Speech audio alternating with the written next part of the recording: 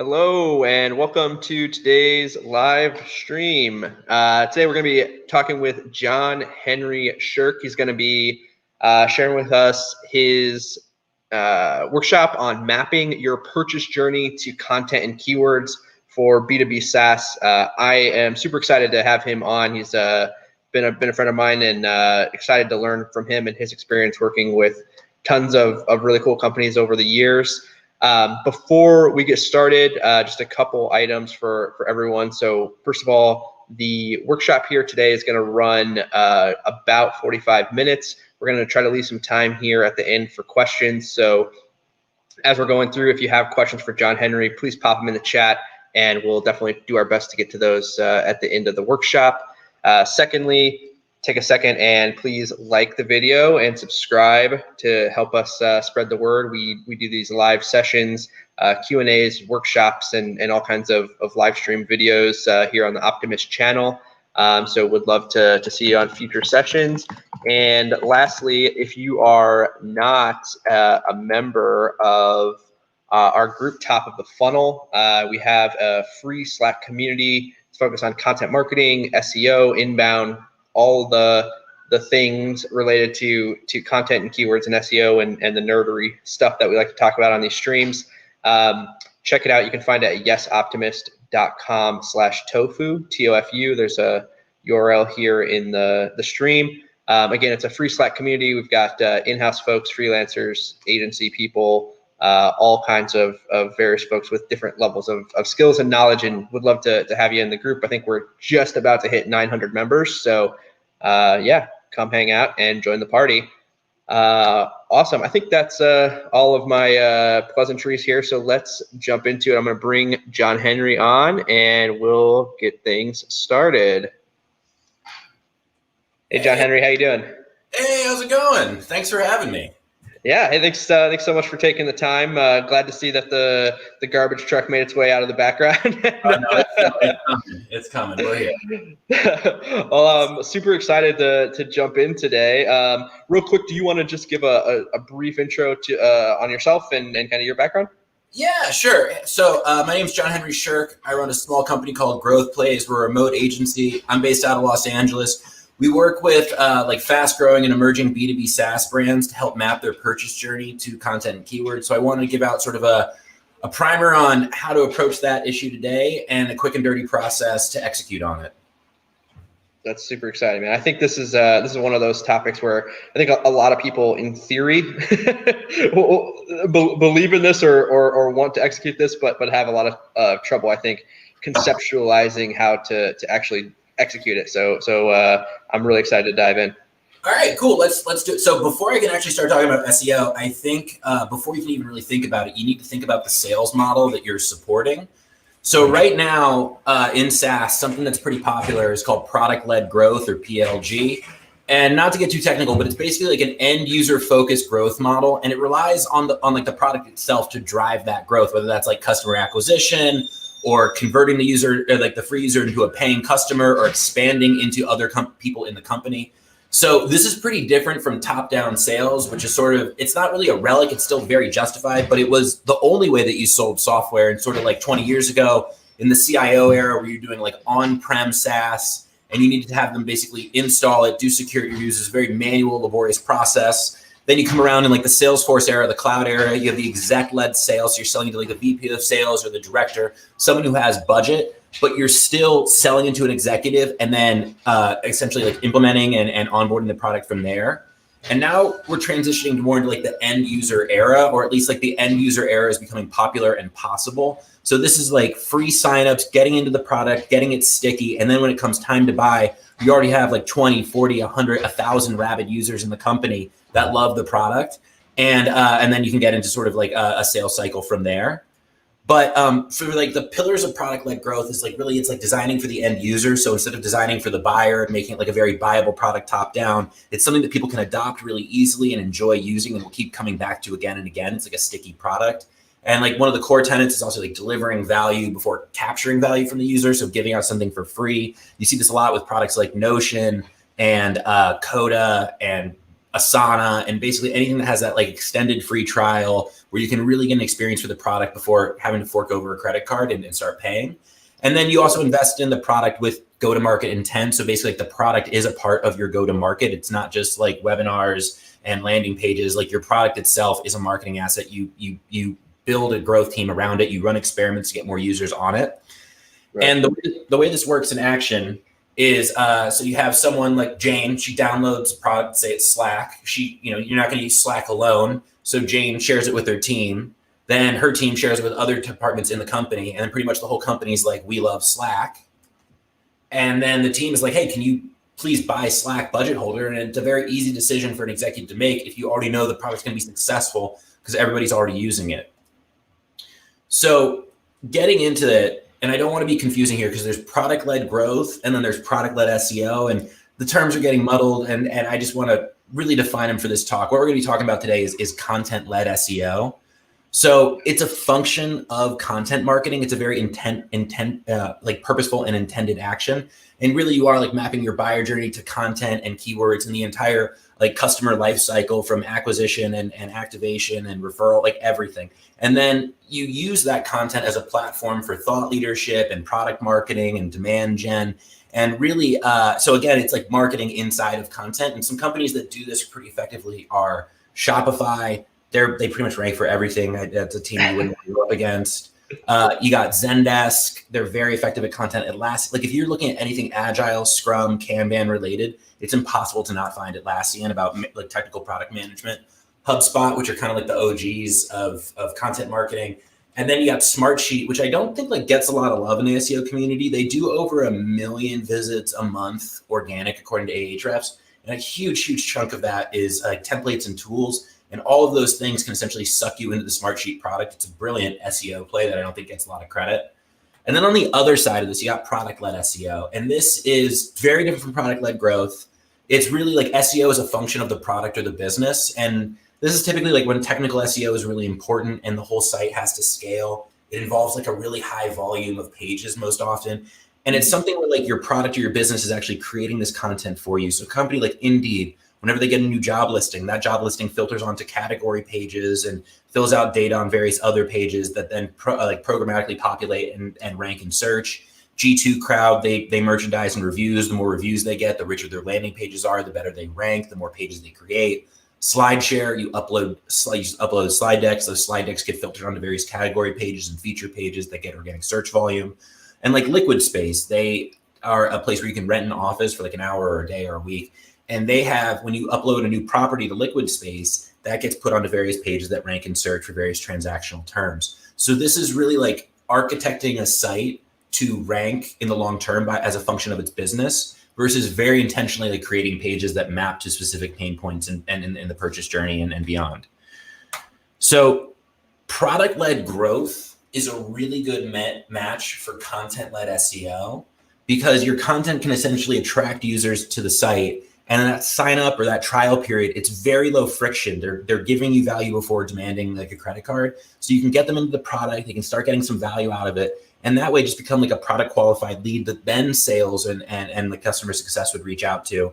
And that's and the reason why that's so effective is just because like the less friction that you introduce into search, the better the experience is going to be for the user and the more likely they are to opt in. So you can still do a top-down sales model in search. It just adds friction, and friction is like by definition a bad experience for people that are using organic search.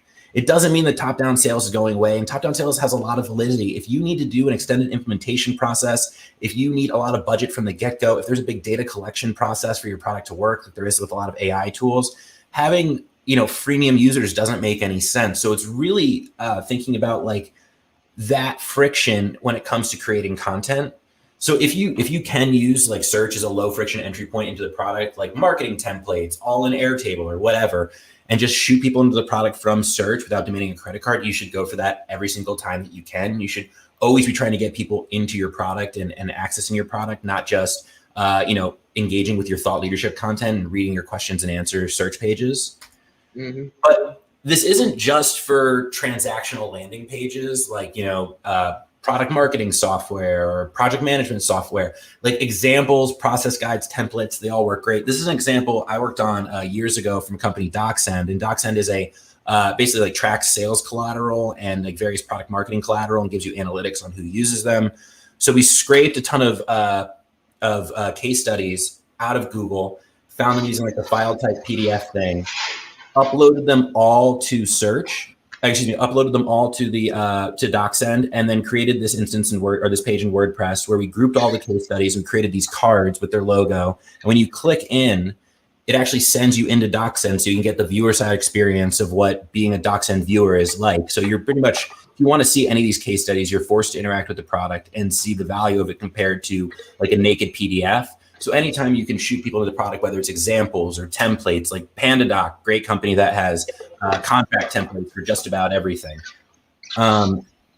Could you mute? Is that possible? Yeah, sorry. Thank you. No worries. But if you can't get people into the product, you got to educate buyers on how to buy.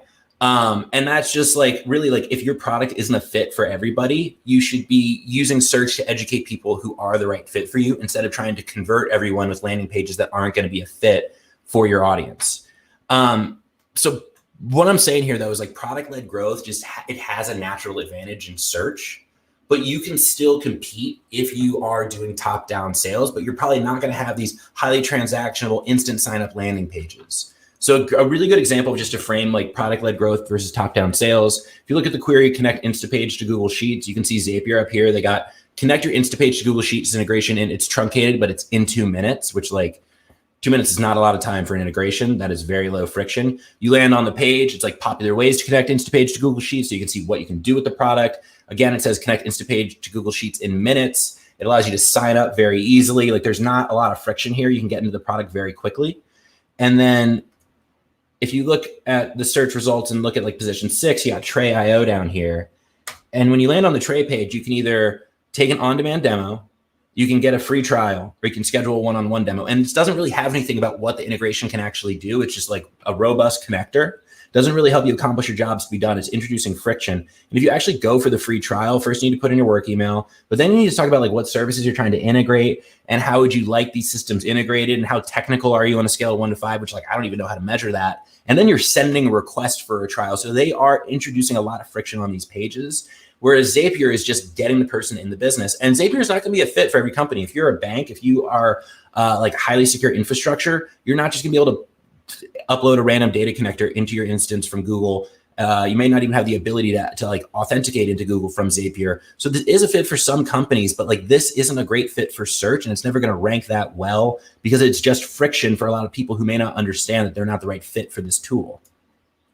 So if you can't offer instant gratification, the best thing to do is to be, in my opinion, like the destination for deep product education. This is a page from Brightpearl. It's hard to get a full sense of this on a slide deck, but basically this is ranking for inventory management software. I don't believe it ranks in like the top 5. It's just like a really well done page. It has over 100 links going to it. I don't work with the business, so I don't know the history of this page. It could have been intentional link building, but maybe not. But it basically teaches you how to buy inventory management software and then goes through a big section of why Brightpearl is the right fit. But it also covers like other options in the space that might be a better fit for you, and will help you educate on, if you're not a fit for Brightpearl, what should you go check out? Like this is a better experience because it works for all audiences instead of just their ICP, which is a more sophisticated business.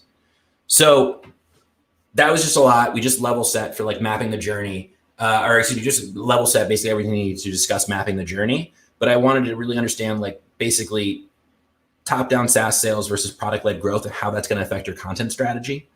But the very first thing that you should do in mapping your content strategy is looking for branded search. So we're just going to use Zendesk as an example here. From what I've seen, the auto suggest that occurs when you don't have a space in Google versus having a space in Google is slightly different. I would look for both of these. These are going to be the things that people that are newer to your brand start typing from the get-go. So really, you should have a page for every single thing here, whether that's a pricing page. Like some companies aren't transparent with their pricing, but people are Googling for it. I would so much rather have people come to my site to learn about pricing in any way that I can explain it. Maybe I can't give out the actual pricing, but at least I can talk about how to understand it, how to value it, how to talk to sales, how to get an estimate, whatever, versus like giving that up to like G2 Crowd or GetApp that's going to have like a bunch of aggregated reviews around pricing that's going to be inaccurate or outdated. And then, if people are looking for your help center or like support, like you should have a page that works for both marketing and for current customers. If people are trying to figure out, what's support like at Zendesk or how do I connect to Zendesk support or Zendesk features, like you should have a page that goes over all of your features if people are looking for that specifically.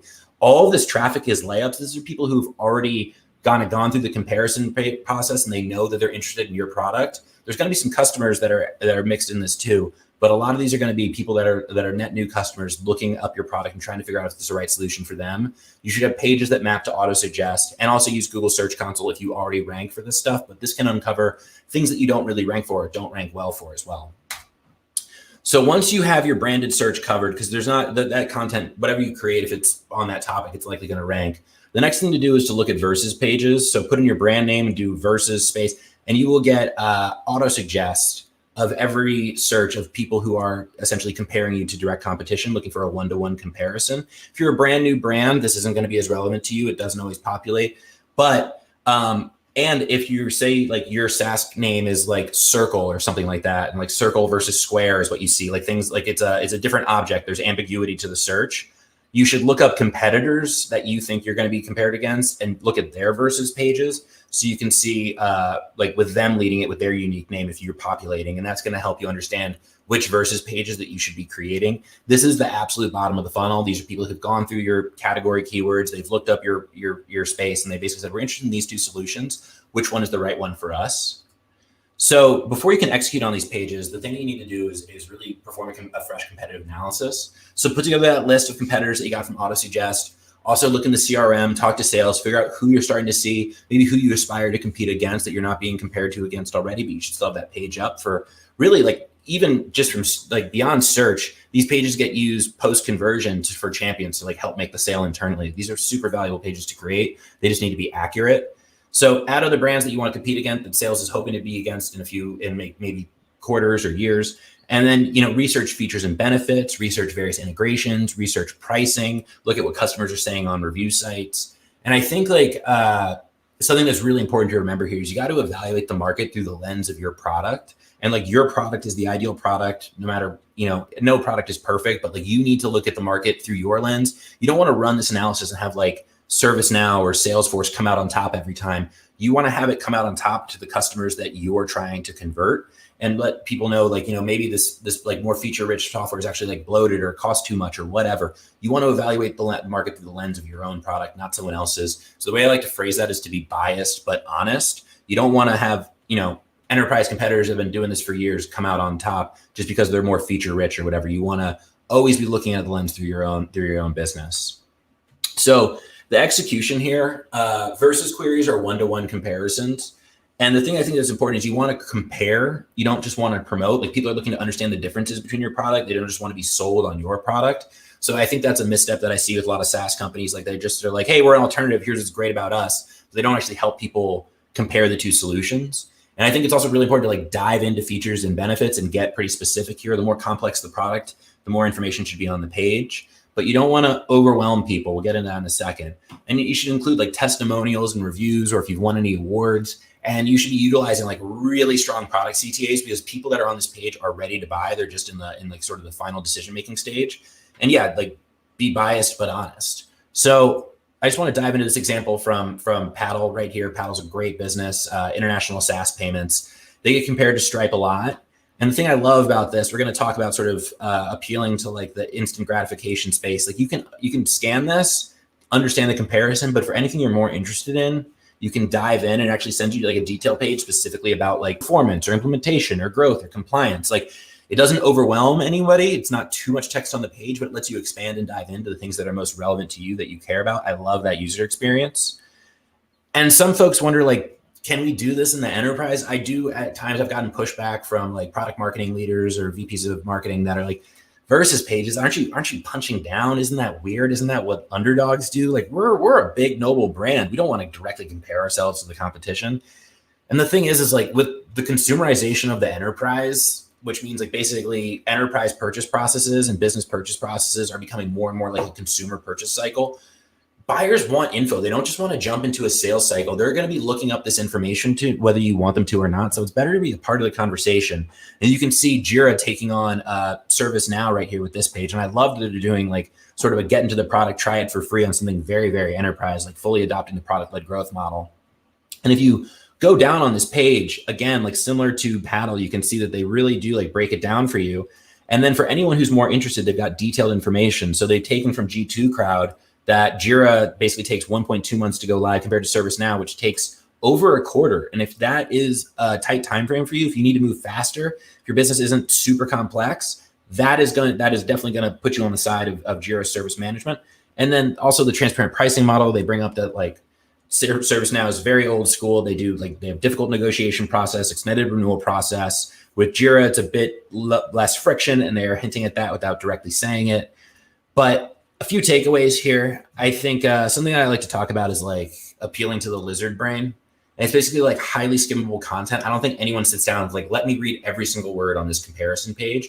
You want to let people zoom into the sections that matter for them and then just dive in with deep product info if it's right for them. Sort of just like everyone's kind of moving around like a lizard, just not really paying attention. But when it's time for like a meal and it's time for something they actually care about, they fully allow them to dive in. So you want to make your content basically skimmable, but allow for deep dives at the same time, appealing to the lizard brain. The other thing is like chat is your friend on all of these pages, but you have to keep it contextual. If you just throw on a chat bot with a generic, hey, how's it going? Have any questions? It's going to feel self-serving. But if you contextually create alerts that are contextual to the page, but this is for WP Engine versus Kinsta, lets you, if you want to know like why WP Engine is better than Kinsta, I love that they frame it like that. Like they prod the user that they're ready to have a contextual conversation.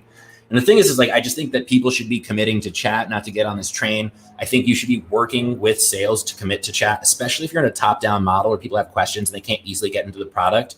Chat is a way to reduce friction. I love what WP Engine does right here, because like WP Engine, you can get into the product pretty easily, very affordably, but you have to migrate your site over to WP Engine. That is some friction just inherent in their business model. And so they actually add like a notification, like a little +1 alert right there for sales questions. Like I love that they have that prodding you to engage them in a conversation. And because like to actually have someone land on the page and say like, okay, let me now go to pricing. Let me now put in my credit card. Let me now do, it's a lot. I'd rather have a quick conversation, get their info, and then bring it over to like a sales process if they're qualified, rather than just like hope the website perfectly works to convert the user.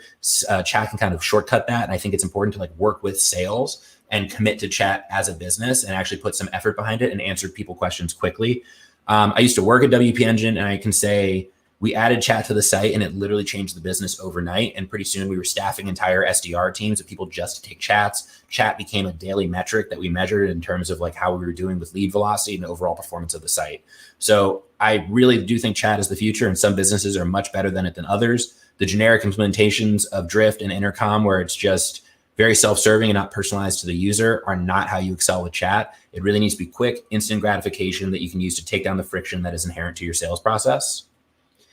And even if you can't get away with actual versus pages, I would say get away with what you can. So this is a page from Workday. You can see they got chat down there, but this is clearly targeted at Oracle, even though I'm guessing the SEO person at Workday wanted to say Oracle, couldn't get away with it for various reasons. So they've gone with their branding and basically done like vendor versus partner. This is still sales enablement that like people can use to be an internal champion of Workday. So these pages are super valuable, even if you have to somewhat like anonymize them and can't be as specific with the keywords that you want. And it's interesting though, is this actually does rank for Workday versus, and it like, even if it doesn't mention Oracle specifically, it does rank fairly well for a lot of Workday versus queries. But get away with what you can, because these are the absolute bottom of the funnel, and you want to help people essentially bring the deal home, become champions. It's not just about converting one person, it's about building consensus, oftentimes with top-down sales. So having these pages can be really helpful for essentially like the buying committee, and having internal champions communicate the value of the product internally to other stakeholders. So once you have all those versus pages, I recommend creating a hub for all your versus pages. This is one of Podia. They're a long-term client of ours. And again, hard to capture like the essence of a web page in a slide deck, but basically as you scroll down the page, huge comparison grid where you can really kind of get everything together. And I do think this is like one of the best places to compare these products online. We actually know stuff about these products, like a G2 Crowd or a Software Advice or whatever. They run a programmatic system of sending out surveys that are very not custom to the category really. Like it's like, how easy was implementation? How easy was the buying process? This is feature rich and actually understands what people care about in the space and is built for their audience. But then once you get below that, they actually do link out in like a hub and spoke model to all of the versus pages. And that's linked to in the footer. These pages are hard to naturally link to throughout your content. So I like getting them in the footer if possible. I know that can be a little bit political, but building a hub and spoke out of the comparison, that's typically what I recommend here instead of like kind of trying to hide them on your site or whatever. So we've just covered versus pages. Now I want to move into alternatives pages, and these are a bit different. So what you should do is all those competitors from the versus queries and for that you got out of like the sales from the sales team in your CRM, look up competitor alternatives, and competitor competitors, and you want to see what's ranking and mimic what's working in search. So looking at Expensify alternatives, we got Capterra and Fool, and then Trust Radius, and then Finances Online, and get like those are all buyer's guides that are comprehensive in the sense that they at least allow you to create a consideration set. They talk about specific solutions in the space rather than just trying to convert. And when you look at, so yeah, right there, it's all buyer's guides. And then you see we got File HQ at the bottom, I think at number 8. So like, if you're not a brand that's super strong and you don't get just a ton of links by the existence of basically just like being a business, you need to play to the SERP. So I'd recommend going up with like a long form buyer's guide here rather than trying to transactionally convert people. Like Expensify has a lot of different functionality.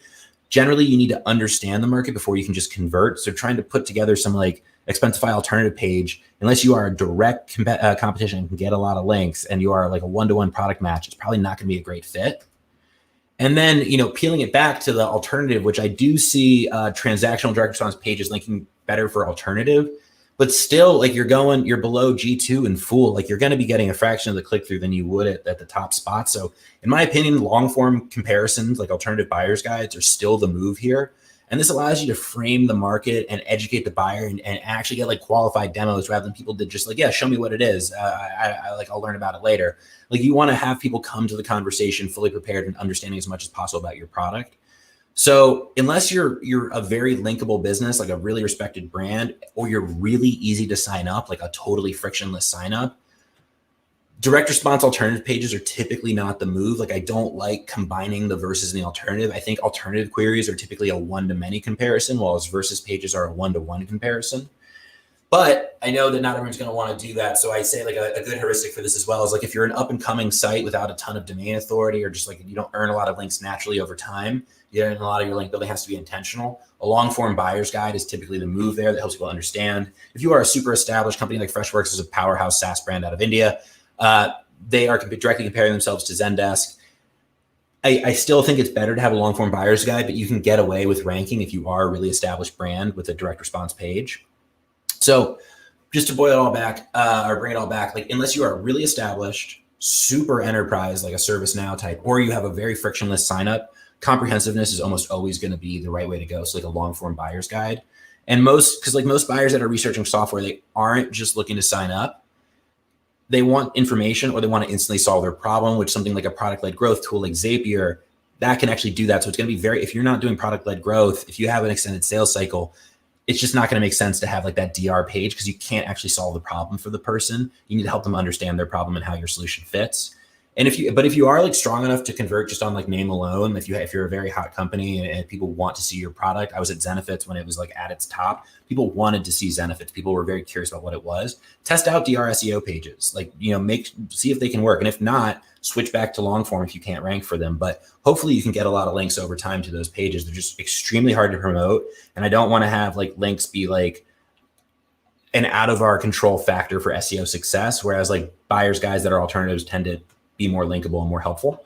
And if you're relatively new on the scene, if you have less links than the competition, or if like everyone who's searching for the alternative won't be a fit, long form is absolutely the way to go. I think a really good example of this is Gorgeous. They are like a Zendesk alternative, but for Shopify sites. And everyone that's searching for Zendesk alternative, they're not all going to be using Shopify. So de facto, all the people searching for Zendesk alternative are not a fit for Gorgeous. So Gorgeous should, in my opinion, have a long form buyer's guide that really helps walk people through the various different solutions in the space and has like a section for e-commerce and talking about how Gorgeous is the purpose-built solution for e-commerce brands that need to support their customers. So if you can't convert everybody, you shouldn't be trying to convert everybody. That's really like the bottom line of what I'm trying to say here. And so the long form alternative pages, the way that I like to execute on, this is an example from our customer Heap. This is an alternative to Google Analytics. So first you introduce the solution, talk about what it's good for. Then you move out to calling out their issues. So talking about like the shortcomings of Google Analytics. I hope you all can see that on my screen. This font's a little small. And then it calls out like the one big problem with Google Analytics is talking about like sample data and incomplete data. And then you go on to introduce competitors. I like to introduce myself first most of the time, and then really outline why you are the right fit for your ICP, but then also let people explore other solutions. So right below Heap, we've got Matomo, Stat Counter, Amplitude, Adobe Analytics, Mixpanel, Kissmetrics, Pendo. Like it really is like a helpful buyer's guide for someone who's looking for an alternative to GA or GA360. That's the format that I typically recommend. So next we're going to talk about, because like we've just kind of gone over some of the bottom of the funnel stuff and like solution seeking and like comparing different solutions or finding alternatives. Now we're going to talk about like the terms that I think people are maybe like a little overly focused on, which is like category software. So like small business accounting software or expense management software. So targeting these terms, again, like direct response versus buyer's guide, most people that are searching for, you know, like expense management software, something like that, they aren't ready to buy. They're trying to build out a consideration set. And search engine users are typically looking for a lot of information unless it's a really low consideration purchase. I think a great example of this is like, I think I Googled small business invoicing software, saw FreshBooks, and I was like, oh, I know the FreshBooks brand. That's great. I don't have a lot of needs here. It seems like a cheap solution. Don't want to think about it too long.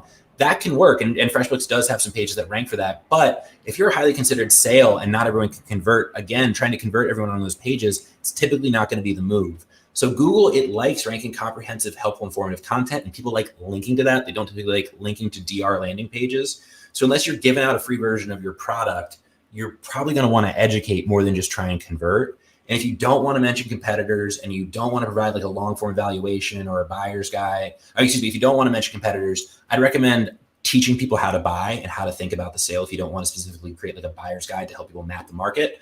And then your content should really take people from like, what is this and why does it matter, to how should it help me, to how will I evaluate solutions and how do I get started with your solution. So again, and then moving on to like, what is category? So like, what is expense management or what is product analytics?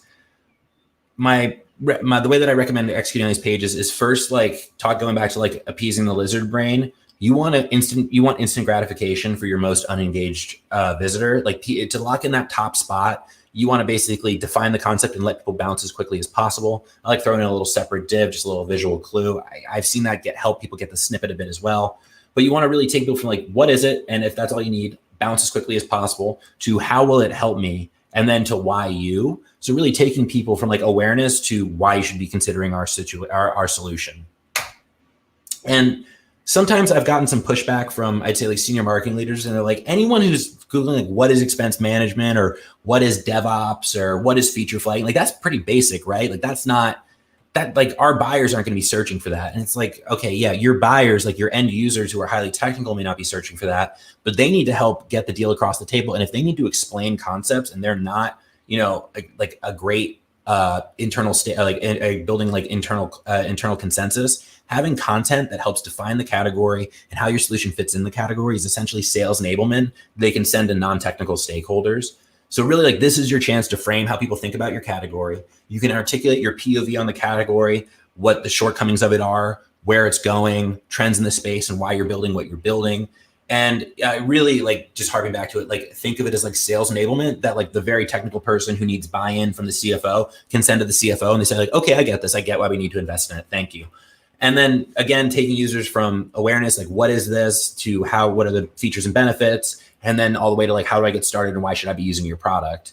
And I think like, especially with SEO content, companies view it as like a box to be checked or like something to execute on. But like really, like this is planting your flag. Like this is your space to do thought leadership and product marketing and demand gen and account creation. It shouldn't just be like outsourced to an intern who doesn't have deep expertise on your product or your customer. This should really be like a piece that comes out of the company and communicates your values and where you see the space going.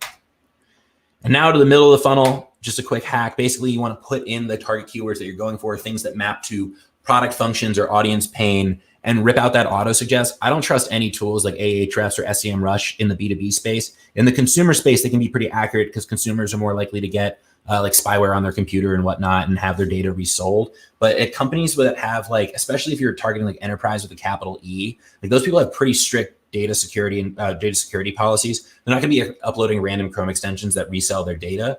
So I really like using auto-suggest and ripping out auto-suggest and looking for relevancy here. I find that the tools, especially in like the technical B2B space or like DevOps space, really undercount sort of those like hyper valuable long tail terms. And I don't think like the high traffic pages tend to lead to like tons of people signing up like PQLs or MQLs. It's typically like the more niche stuff where people get in and solve a very specific need. So I like ripping auto-suggest. I think that's the most real-time source of truth that you have. And then mapping your content to what you find in auto-suggest. And you can see we do this here for e-commerce fulfillment. Not everything's going to be a fit. Like, e-commerce fulfillment Australia, if you're not operating in Australia, is not going to be a good use of time. But like defining what an e-commerce fulfillment warehouse does and how it should work for your business and how it should help your business and like the level of partnership required there. And then really mapping that to like the business offering that you provide. Like these are all good middle of the funnel topics to go after if you're trying to rank for e-commerce fulfillment. And then for anything that can't lead to a demo or signing up for the product, I recommend giving out like a tool or a template or a PDF. Shopify is really good at this. They have just like a whole playground of various things that you need as you're starting to spin up your e-commerce site, like custom terms of service or a PO generator or a return policy generator. And then Gainsight here with their CS metrics calculator. If you are manually calculating various CS metrics, like this is a really helpful tool to essentially, if you're preparing like a board deck or whatever and you don't have a tool like Gainsight. And then when I was at WordPress, the WordPress speed test, like that was a very effective lead driver. People from all over the world, and including some pretty big companies, would put in their information, put in their email, and then get a report on how their WordPress site was essentially like where it was slow and where it could be improved. And all things pointed to like, listen, you can spend a lot of time developing on this, or you can throw it into WP Engine. I believe you get enrolled in like a 10-day course on how to speed up your WordPress site after going through this. And then from Service Titan as well, like an HVAC load calculator, like all these tools map to the jobs to be done that the product essentially helps with. Like this is really getting the customers of tomorrow to start trusting your brand, coming back to your site. Because I'll say like answering questions is one thing, and like search is all about answering questions. But if you just answer questions and you don't have an ask or you don't have something to engage with, especially in like a top-down sales process where you're essentially gating the product and a lot of information, having these tools allows you to get into the workflows of tomorrow's customers today. And that's a totally different ballgame than just like playing question and answer and providing definitions. That's really becoming a place to accomplish your jobs to be done. And that's where I typically recommend, if there's not purchase intent, trying to send people that are in the middle of the funnel. So that is really like the quick and dirty process of how to map your purchase journey to search. That is it. I'd be happy to answer any questions. Hopefully, didn't lose connectivity. People were able to hear me the whole time, but that is the presentation. Thanks, everybody. Awesome, man. Thank you so much. That was amazing. So first of all, yeah, please put your questions here for John Henry in the chat, and we'll work through those. I guess one thing I'll start with, unless I missed it, we didn't talk about like top of the funnel. Can you speak a little bit to that or what? Yeah, I think like the what is queries are typically like the top of the funnel. Like what is product management or what is agile? So it's really like that is I view that as like buyer enablement, really. Like like I haven't Googled what is SEO or what is content strategy in 10 years. Like that's not what I'm Googling, but like I remember specifically really early on, back when like you could still like early on in newsfeed, hiring a company to do paid social ads. And I needed an explainer from my boss about why we needed to do this, and sending them that top of funnel piece of like, this is how it'll work. This is what I'm trying to buy. That like, it's really about building consensus and also like positioning your product in the category as the ideal solution for the category. So I think like if someone's top of funnel, just answer their very basic question, but try and pull them down funnel with middle of the funnel things and like CTAs to check out your product or evaluation rubrics or whatever. But like, yeah, the top of the funnel is going to get a lot of traffic, but it's going to be largely unqualified traffic. So it's about like getting those basic people with that definition as quick as possible off the page. Like just let them bounce. You don't need to, but then having a lot of hooks for people that are actually engaged and curious and want to learn more to engage with the content. So using it as a launch, like really like you're filtering like a lot of dirt to get a few nuggets of gold on those pages, I think. And like, I'm much more focused on bottom of the funnel and middle of the funnel and like what the middle of the funnel specifically relates to like pain and need that the product solves for. But I will say, like, I haven't worked with an org that like doesn't want to see their traffic numbers go up. Right. Yeah, it's just like those high traffic pages don't tend to convert too much, but I think it's like thought leadership and Dave Kellogg. There's some like brand and positioning value too, right? Yeah, Dave Kellogg, who's a real smart CMO in Silicon Valley, writes Kellblog. He talked about like a KPI for marketing teams is featured snippets, and Google did just like take away a bunch of them, I think, for like a little fear of antitrust. But it's like getting those featured snippets when possible. Like CMOs like to see that. They like it when people search for it, that their brand or their website's front and center. So there is some value in locking those in, but like the purchases come from people that have like much more nuanced need than just trying to figure out what your category is. So I tend to like, I feel like people who Google inbound marketing aren't really ready to just fully onboard to a full like instance of HubSpot. But if you're trying to buy HubSpot and you need the CFO to sign off of it, sending him that like, what is inbound marketing and what are we trying to build at this company and where is the space going and why should we be investing in it? That's not the other thing is some companies that I work with that are trying to raise rounds, if they're building a new category, it's really helpful to one, like own those category terms, but also make that content work for investors and help them understand the market opportunity as well. Mm-hmm. Yeah, that makes a lot of sense. And just to clarify too, I think what you showcased here is that you basically work your way up in terms of prioritization from the bottom of the funnel. Yeah. Yes. I'd say it's a non-linear journey, much like a B2B purchase. I did versus pages, then alternative pages, and then I do typically go for that like what is our category? Because just like every company I work with, they're like, no, we want to own it, even if that isn't going to lead to qualified buyers. We want to be the place where people learn about this. We want to own that term. That's important to us. And then I typically move on to the middle of the funnel, and I'd say like that's also like the middle of the funnel is typically huge. So yeah, it allows you to like knock out competitors, knock out that head query, and then support it all with the middle of the funnel. That's typically the method that I like going after. Right. Awesome. So we've got a question from Josh. He wants to know, do you consider keyword volume or difficulty when you're using the Google Auto Suggest? So I do find that like it's not one-to-one, but things that tend to rank higher tend to have a little bit more search volume. You do find some surprises in there though. Not everything is highly related to search volume, but like a lot of the time I try and use business acumen more than I try and use search volume. Like some of the businesses I work with, they can only sell into 2,000 companies. So like search volume doesn't like I need 200 qualified accounts coming to the site in a quarter. Like I don't like it's not really about like a high volume play. If you're, small business accounting software, that's something different. That's where every business can use you, like a Zendesk or something like that.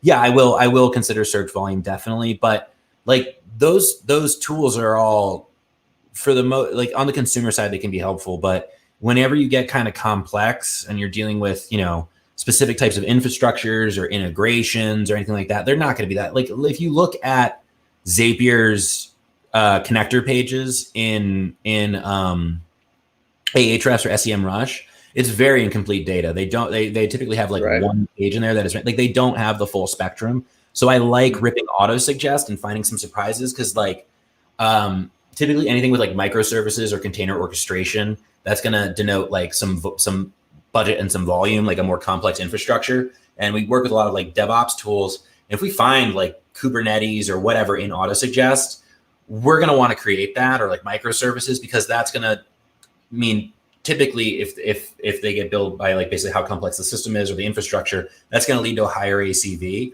So I don't care if only 40 people come to the page a month or only 10 come to the page a month. If they have $100,000 or $600,000 or $1 million to spend on a solution, it's worth being out there. So I think like we oftentimes look at things as like volume, especially if it's like a self-sign-up business with a pretty affordable product. And like one, like FreshBooks, like you can't really, like FreshBooks isn't product-led growth. Like they can't expand throughout the company. It's basically like one person or a few seats have them. But it's nothing where like 1,000 people are going to be logging into FreshBooks. So typically I try and ignore search volume and say like, yeah, we do use it as like a directional guide, but I'd much rather focus on like purchase intent and qualification and like product function rather than like this gets 1,000, this gets 100. Let's go for the thing that gets 1,000. Yeah, we look at it in the background. It's something to be considered when prioritizing opportunities. Because again, like getting more traffic isn't bad. No executive hates that. But really try and measure pipeline and like, if you're trying to integrate with ServiceNow or if you're trying to I think like IT alerting for ServiceNow, like that's whoever's looking for that has some money to spend because ServiceNow doesn't do small deals. I guarantee that's not going to show up in a SEO tool in any meaningful volume. So that's why I typically default to auto suggest. Also, we work with a lot of emerging categories and like companies that are creating categories or they're in very new spaces. Ahrefs and SEMrush data, it's kind of stale. It's kind of older. It's recycled. So it's not going to have the newest, freshest data. I remember I was working in the business continuity, like disaster recovery space. And like April last year, if you typed in business continuity, the first suggestion was COVID. And it's like, Ahrefs isn't going to have that. That's fresh data from a month ago. Yeah. So I like using auto suggest, especially when it comes to mapping like enterprise needs and use cases. We work with some, like I said, the ways that companies that are in the Fortune 500 are searching are going to be different than ways of like a small business person searching. And if we can, find ways just to lock in on the enterprise and to sort of not have to appease those super small business users, that's what because like that's almost always that's the majority of who is ranking online. It's like the site that can work for everybody. So you need to make your content work for everybody. If that's the case, it's like a generic query. But as you move up market, you don't need to keep speaking to those small businesses. So I really like locking in on the proper query for the right audience rather than like, how do we get 10,000 more visits a month?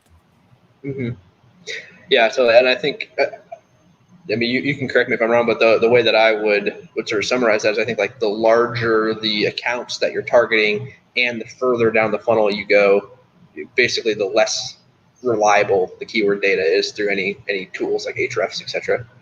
Yeah, I'd say, like someone who's comparing ServiceNow to Jira Service Desk, like they hopefully don't have like AccuWeather rank tracker weather forecaster in their Chrome extension that's then like reselling all of their data. I think there's a great article to read about the demise of Nacho Analytics. It's in the Washington Post, but like Nacho is essentially buying all that clickstream data and then making it look like you could have access to everyone's Google Analytics. They're getting a lot of PII in there as well. And I just think like as privacy becomes more and more important and people start caring about how their data gets sold and resold and collected, these tools are going to get less and less accurate over time. So I want to get ahead of the curve here and not be relying on some data source as a critical business function that I think is living on borrowed time. Let me just ask a hypothetical based on that. Do you think that, you could like put together a strategy like if that data did not exist? Yeah. Just based on experience and intuition and as you said, sort of business acumen? Yeah, I think once you actually like listen to some sales calls, see the sales deck, understand the product, understand the audience, you don't need keyword volume to build a content strategy. I'd really want to map it to like product function and buyer pain and like category creation. I mean, I'll take the tools. I don't think they hurt, but I think like, I believe we could be fully operational without any SEMrush or Ahrefs stuff. That's super interesting. Matt's wondering if there's a way of ripping auto suggest or if you do it manually. I like doing it manually. There are a bunch of ways to rip it. I think semantic.io from Nick Eubanks has a free keyword tool. I really like that. I used to use one with a not work appropriate name, but it goes down all the time.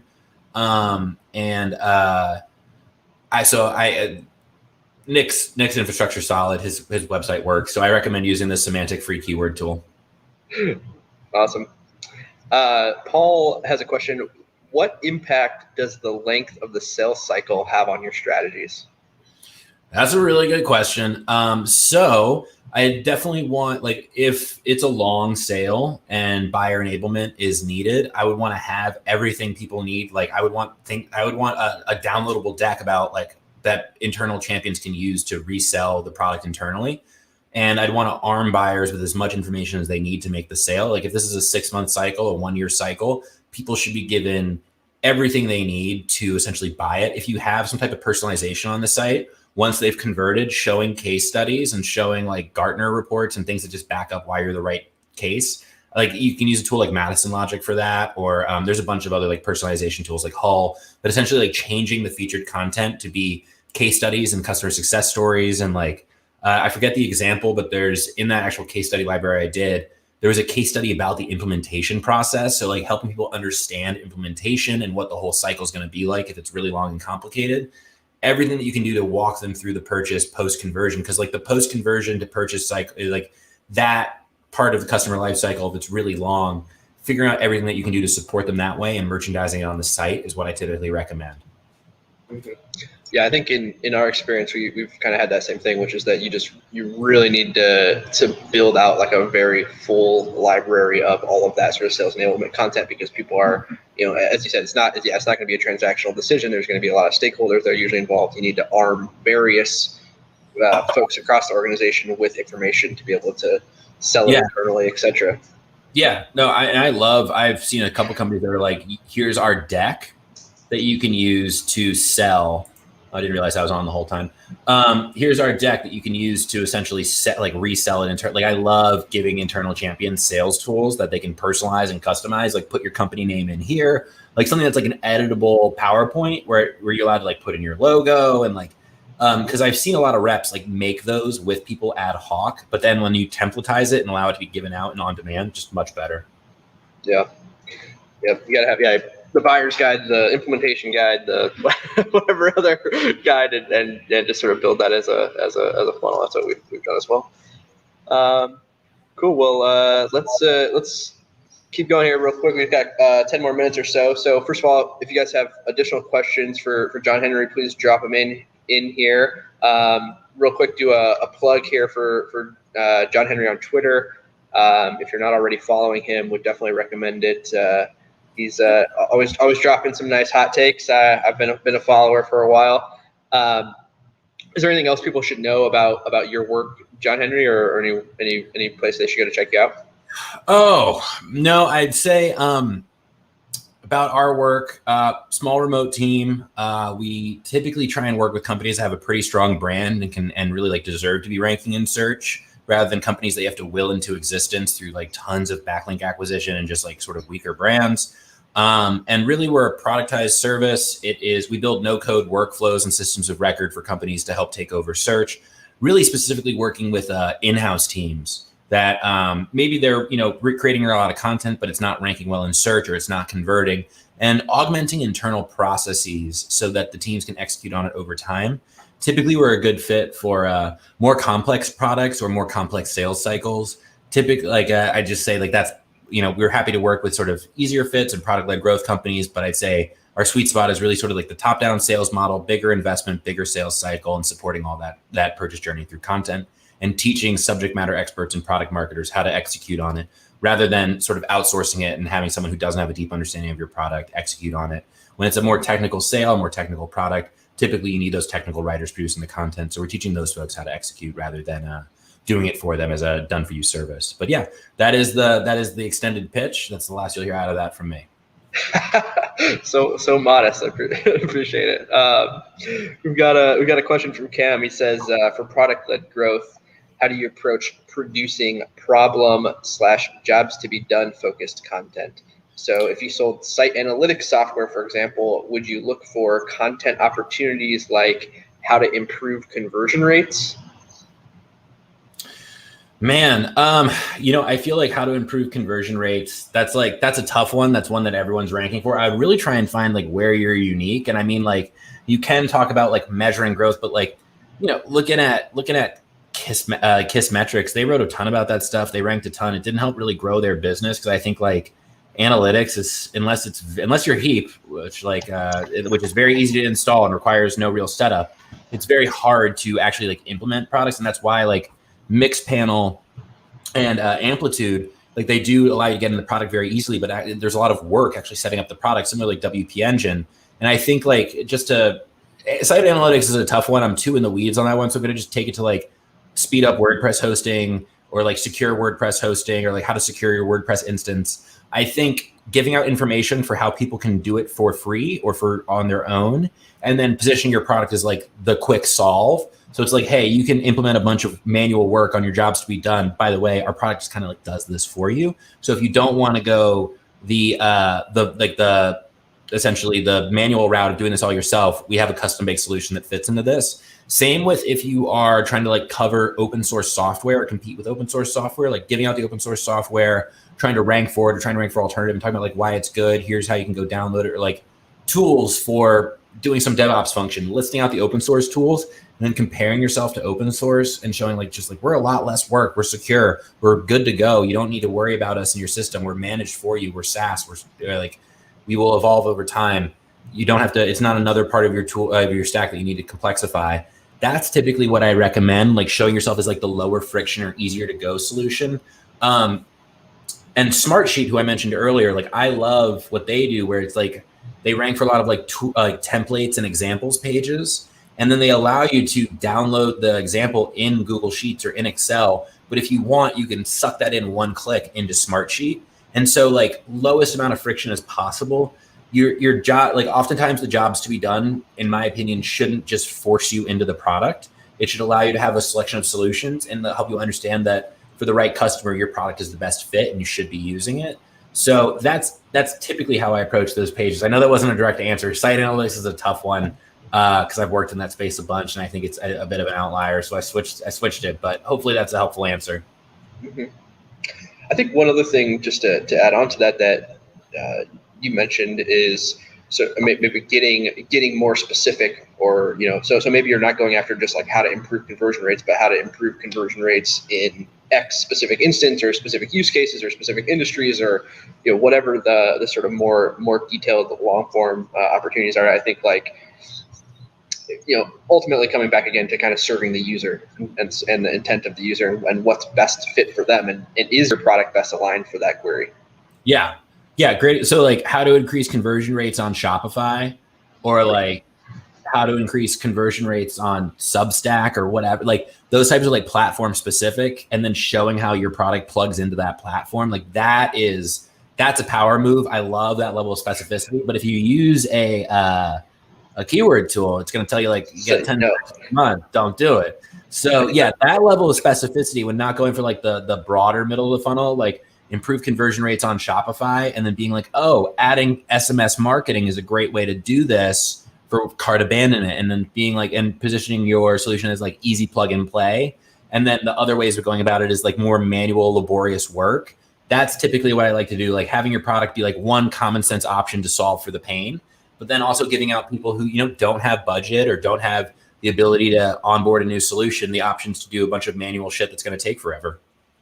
Right. And that's a good point too, just from like a content perspective. Like the content there can't be like, the way you do this is you use our product. Like you have to actually like address the user and answer the query first. And of course your product can and likely should be part of that solution, but maybe not the only solution. Yeah, well, I mean, like with the what is page, I love it's like, what is it? Why does it matter? What features matter? And then just like kind of rolling into like a long form product demo on that page. Like I love once you've answered the queries, kind of running with the content and making it work for you rather than just being like, okay, like we've ran out of auto-suggested sections from our AI writing brief. Like the article's done now. It's like, no, like just jump into hardcore product marketing. Like now that you have their attention at the end of the article, if they're at the end of the article, they're pretty engaged. They're ready for more. Just show them your product. Like just maybe it's a video embed, maybe it's screenshots, but like always trying to take it to your product. I love that, but you can't force that on people. You need to answer the query in a way that doesn't necessarily force people into your product unless it's like instant, easy, like you can just hop into the product super quickly. But like even Smartsheet does a thing where it's like, hey, if you just want this in Google Sheets, we're not going to force you. And that allows them to rank very, very well because those pages work for everybody, including people who don't want to start a trial of Smartsheet. Yeah. We're running out of time here, but I want to ask one question, which is something that I see a lot, which is people targeting what they call kind of top of the funnel keywords. I would consider them, maybe pre-funnel or even adjacent keywords. Like, is that something that even like sort of enters into your process at all, or is that something that's just like not even? Yeah. Oh yeah. Like Industrial Revolution 4.0. or data governance or things like that like aren't, they're like thought leadership concepts that the brand wants to be associated with that'll drive a lot of traffic and like solidify them with that topic. Yeah, we definitely get a lot of requests for that. There's some that are a little bit too broad, like digital transformation, that I may push back on. But yeah, oftentimes there's companies that want to, it's not just about owning their keywords that lead to purchases. It's also about like framing how people think about things. So yeah, oftentimes that is, and it's usually like a highly important for executives. I'll say like the end value of like quantifiable dollars at net new revenue added on those pages is usually very low, but they're highly valued inside the org. And that's just kind of like a reality of working in a business where you have managers and executives. Yeah, no, for sure. Yeah, I think that's sort of the takeaway that I've had from my experience too, is that like it's it's definitely a vanity metric. People are excited about seeing, we rank number one for this term that's never going to convert to any revenue, but the CEO cares about it. So awesome, cool, man. Well, thank you so much for having me on. This was a blast. I'm glad I got to speak to the whole Optimist audience. This is wonderful. Thank you. Yeah, thanks so much, John Henry. Really appreciate your time. Thanks to all of you guys for joining the session today. Again, if you haven't already, find John Henry here on Twitter, and also definitely join us at yesoptimist.com/tofu, TOFU, and join our group there. All right. Well, thanks again, and have a great rest of your day. Cheers. Bye. Cheers.